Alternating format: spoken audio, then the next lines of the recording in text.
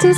Aujourd'hui on se retrouve pour une nouvelle recette, une recette 100% végétale d'un banana bread. Il est ultra moelleux, ultra fondant, une tuerie. J'en raffole pour le petit déjeuner, pour le goûter. En fait, je pourrais en manger tous les jours. C'est simple, c'est tellement bon que tous les jours je ne pourrais en manger.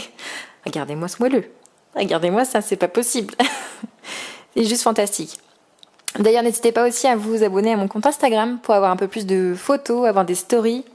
Voilà, pour participer, pour laisser des commentaires. N'hésitez pas vraiment à vous abonner. Et puis c'est parti, on passe à la recette.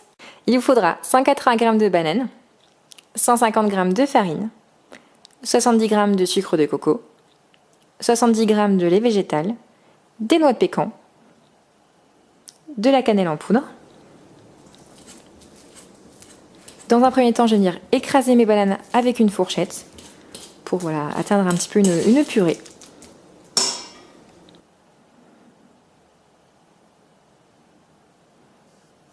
Une fois que tout est bien écrasé, je vais venir incorporer mon sucre de coco ou n'importe quel sucre. Si vous avez du sucre blanc, du sucre roux, peu importe, vous prenez ce que vous avez. Et si vous voulez du sucre de coco, c'est en magasin bio et en vrac. Parce qu'en sachet, ça coûte une fortune. Après, on mélange bien.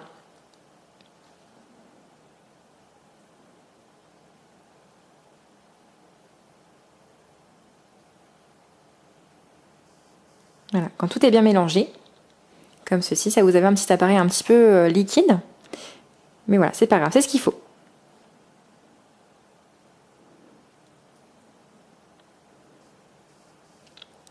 Ensuite, je vais venir incorporer ma farine. Donc j'ai mis à peu près la moitié de farine de blé complet. Et pareil, vous prenez la farine que vous avez dans votre placard, peu importe. Je vais venir légèrement mélanger, mais un tout petit peu, pour pas faire de grumeaux. Ça serait bête quand même. Et après, je vais venir intégrer mon lait végétal. Donc le lait végétal, c'est un indicateur, j'ai mis 70 g, vous pouvez très bien mettre plus, ça va dépendre de la farine que vous utilisez. Il y aura des farines qui vont boire beaucoup plus le liquide, donc il faudra en mettre un peu plus. Donc après voilà, on mélange bien. Voilà, là vous voyez qu'en fait mon appareil est quand même assez dense.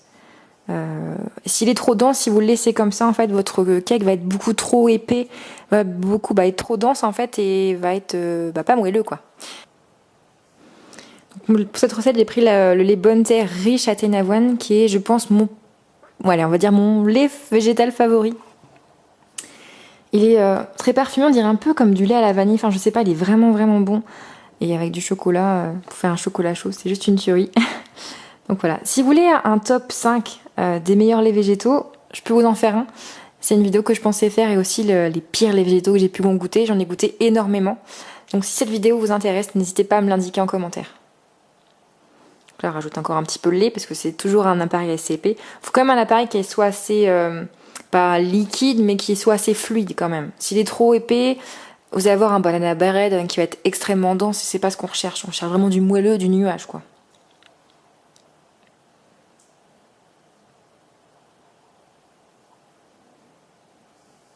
Donc voilà, là c'est la texture qu'il faut avoir. Une texture fluide, elle est un petit peu épaisse quand même, mais voilà. C'est vraiment la texture qu'il vous faut. Toujours les petits morceaux de banane, ils vont se réduire à la cuisson, il n'y aura pas de gros morceaux. Ensuite, je vais incorporer ma cannelle. Donc j'ai pris la cannelle en poudre Ducros, vous prenez n'importe laquelle.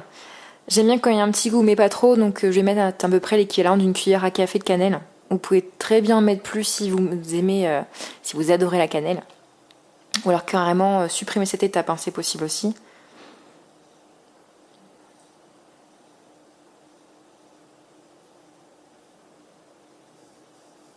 Et voilà, on mélange, on mélange, on mélange, on mélange.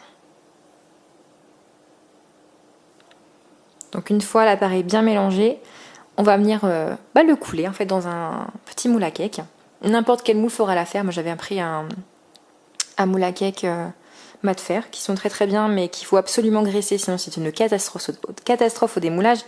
J'ai du mal à parler aujourd'hui.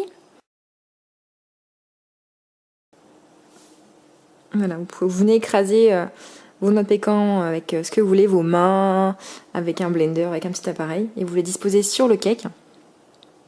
Ensuite, on va incorporer le sirop d'érable. Le sirop d'érable, je ne peux pas vivre sans, c'est impossible. C'est tellement bon. Et là, ça va venir caraméliser un petit peu vos noix de pécan et c'est juste une tuerie. Et on vient enfourner notre cake à 180 degrés pendant minimum 45 minutes. C'est important pour qu'il soit bien cuit. Voilà. J'espère que cette recette vous donne envie. J'espère qu'elle va vous plaire. J'espère que vous allez avoir plein de banana bread ultra moelleux dans vos cuisines. Et si cette recette vous a plu, n'hésitez pas à vous abonner, à la liker. Ça me ferait très très plaisir. Et à une prochaine vidéo. Merci beaucoup.